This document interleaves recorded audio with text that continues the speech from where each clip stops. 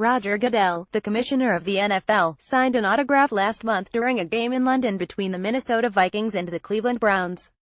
Kirby Liu's at Today Sports, via Reuters. The NFL owners negotiating a contract extension for the league commissioner, Roger Goodell, are accelerating their work, according to several people familiar with the matter, to quell an insurgent, unusually public threat by Jerry Jones, the Dallas Cowboys owner, to scuttle the deal. The owners, who agreed in May to extend the commissioner's contract, are pushing to complete the terms in a matter of weeks to end the public battle with Jones, who began a campaign to undermine the extension after the commissioner suspended a star running back on the Cowboys over a domestic violence accusation. The committee of owners negotiating the contract is meeting on Monday to discuss, among other things, when to finish the extension so it is no longer a political volleyball. Some owners on the committee want the extension completed in a couple of weeks, while some say it can wait until the next owners' meeting in mid-December. Jones, a powerful owner who has increasingly tried to influence league matters, has emerged as an erratic insurgent among owners who prize order and typically settle differences amicably behind closed doors.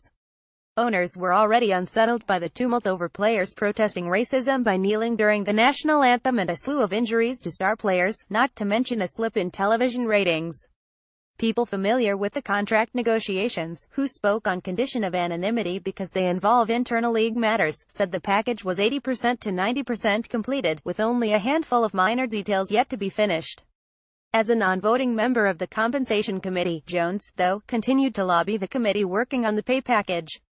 Last week, the New York Times reported that he told the 6 owners on the committee that he had hired the lawyer David Boies and was prepared to take legal action against them and the league if they did not change Goodell's deal. Jones has insisted that Goodell's deal needs to be restructured to account for the poor way he has navigated the league through recent turmoil, and that more of his pay should be based on performance using bonuses. After Jones threatened to sue the members of the committee, which includes the owners of the Chiefs, the Falcons, the Giants, the Patriots, the Steelers and the Texans, he was removed as a non-voting member. Jerry Jones, the owner of the Dallas Cowboys, on the field before a game last month against the Washington Redskins. Mark Tennelly, Associated Press. Jones was fully aware of, and in agreement with, the committee's efforts to restructure the contract, according to people familiar with the committee's work. On August 9, Goodell traveled from his summer home in Maine to New York to meet with the compensation committee at Patroon, a restaurant a few blocks from the league's headquarters in Midtown Manhattan. The mood was comfortable. 2 of the owners, Robert K. Kraft of the New England Patriots and Arthur Blank of the Atlanta Falcons, joked about how, when they walked to the restaurant together, fans had stopped them to say they were surprised that they were together after their teams faced off in the Super Bowl in February. In a private room, the owners discussed the structure of Goodell's new deal and some of the finer points the commissioner wanted added. Jones was not in New York, but was listening on a speakerphone.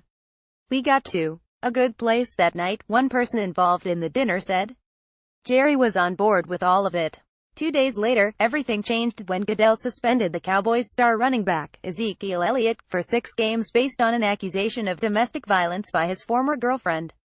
In addition to railing against the decision and questioning the way the commissioner and his staff handled the investigation, Jones began to lobby the compensation committee and other owners to pause and alter Goodell's new pay deal. On his radio show on Friday, Jones denied that his effort to block the contract extension had anything to do with Elliott, saying it was all about Goodell's performance lately. In October, when all 32 owners met in New York, Blank, the chairman of the committee, briefed them on the structure of the deal. There was little opposition, but several weeks ago, Jones held a conference call with more than a dozen owners not on the compensation committee to discuss Goodell's extension. When that failed to turn the tide against the extension, Jones spoke on a conference call last week with the compensation committee and threatened to take legal action.